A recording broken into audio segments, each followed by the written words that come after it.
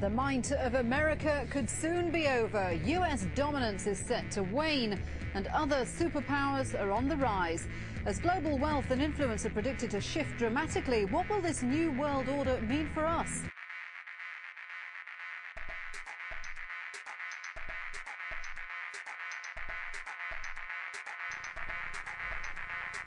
Tonight, a proposal for an expanded so-called free trade zone from Alaska to the tip of South America. It's a plan from the business elites, the political elites, that will cost more American jobs, cost American sovereignty, but it would fulfill the president's father's vision. Bill Tucker reports.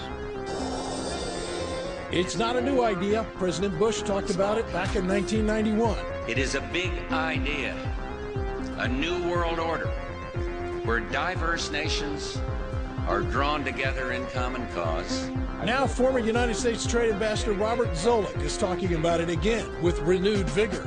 This time, a new world order with business at the helm of trade and economic policy, advocating what he calls the Association of American Free Trade Agreements, a separate non-government entity which would include North, Central, and South America. What Zoellick is really proposing here is a stealth trade agenda. It's not a national agenda. He's proposing to set up what's essentially a private organization to try to achieve what he couldn't get done when he was the U.S. trade representative.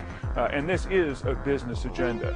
It's an agenda that goes hand in hand with the United States, Mexico, and Canada, working quietly and behind the scenes to promote a common market with common deregulation for the benefit of multinational corporations. It's an agenda that so far has resulted in an increase in U.S. corporate profits of 45%, while wages of American workers have risen only 3% in the last 5 years. The main danger raised by Zoellick's proposals is that the future of American international economic policy, which affects not only our nation's prosperity, but its national security, will be set not by the American people and their elected representatives, but by a small corporate elite that is accountable to no one but itself. Effectively surrendering the sovereignty of the United States. And as justification for trusting those who would have the authority, the argument is made that free trade promotes democracy and the welfare of the people. But Lou, one has to look no further than China to see whether that, in fact, is true. You know, talking about Zoellick's proposal, it's not Zoellick's proposal, it's Daddy's proposal. And people better understand that they mean exactly what they're saying. It's a new world order they're trying to create, and they're trying to do so not only without approval or consent of the governed in this country, but despite the popular will. This is a straightforward assault by the elitists in this country. And appreciate it, Bill. Thanks very much. Bill Tucker. This is Sky News with Paula Middlehurst. Well, there have been extraordinary scenes in Berlin tonight as thousands of people gathered to hear Barack Obama deliver key foreign policy speech on his current European tour. The Democratic presidential hopeful laid out his vision for America's place in a new world order, saying he was speaking as a proud citizen of the United States and a fellow citizen of the world. The view that America is part of what has gone wrong in our world, rather than a force to help us make it right, has become all too common. Yes, there have been differences between America and Europe. No doubt there will be differences in the future. But the burdens of global citizenship continue to bind us together. A change of leadership in Washington will not lift this burden. In this new century, Americans and Europeans alike will be required to do more, not less. Partnership and cooperation among nations is not a choice. It is the only way, the one way, to protect our common security and advance our common humanity. Issue 2, capitalism tethered. Both developed and developing nations will be represented. And together we will work to strengthen and modernize our nation's financial systems so we can help ensure that this crisis doesn't happen again. An international finance summit. It's now on the world's agenda. The date is fixed. Not only within 2008, as French President Nicolas Sarkozy demanded, but only 11 days after our own presidential election, November the 15th. World leaders will then discuss how to reshape the architecture of the global economic system. President Sarkozy says that the Washington summit is needed to, quote-unquote, reform the capitalist system.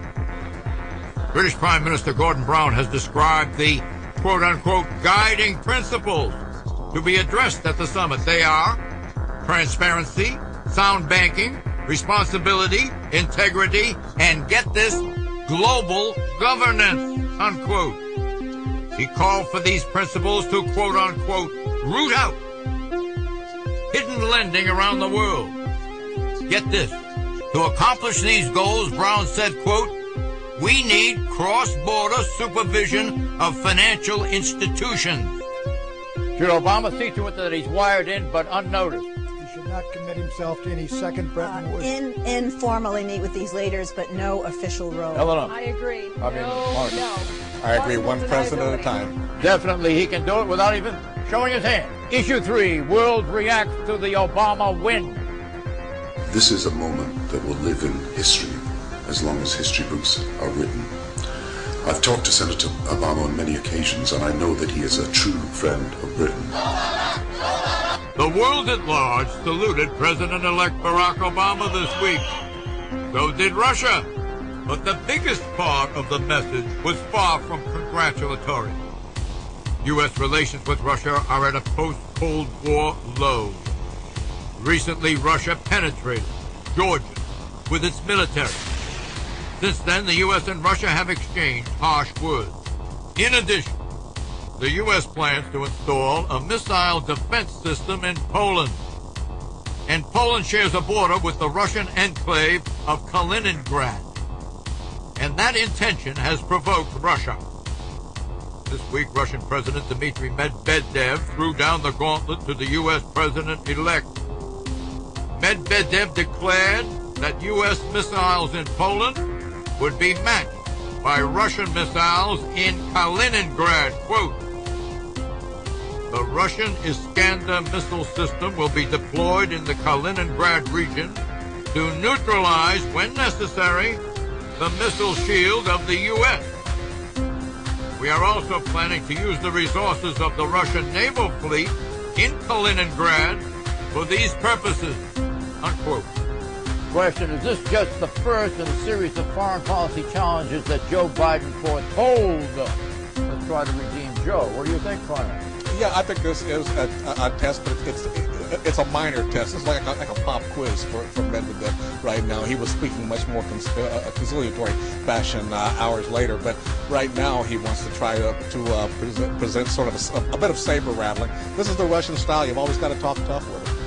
What do you think, Monica? Well, I do think it'll probably be the first test that Obama's going to face. Might even happen during this transition period. But look, the second part of this Russian equation is, yeah, Medvedev said he was going to put missiles right up against the Polish border. Vladimir Putin is now saying that he'd like to have the presidency back. So he's willing to rewrite the Russian constitution in order to grab power. I mean, he's running things anyway. But I think it's going to be a serious challenge for Barack Obama. These are tests of a guy who has no foreign policy experience, and America's enemies know it, and they're going to try to flush out. Now, this is what letters from around the world poured into President-elect Obama. French President Nicolas Sarkozy. With the world in turmoil and doubt, the American people, faithful to the values that have always defined America's identity, have expressed with force their faith in progress and the future, unquote. This is a very ungrateful question. I'm going to give it anyway. Have the French and the Europeans generally used America as a scapegoat for racism when in fact there is more racism in the average European country, whether it's Germany or Italy or Britain? Exactly right.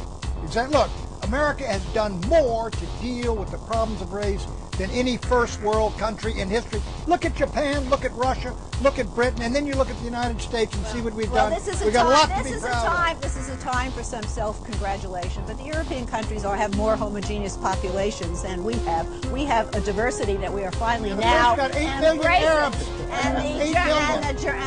A German newspaper had a headline, Obama resurrects American dream. Is Bobby Jindal, the governor of Louisiana, the answer of the Republican Party to Barack Obama? Pat? He's in the hunt. Helena. He's part of the future if they have one. Him versus Palin in 2012. The answer is yes. Bye-bye.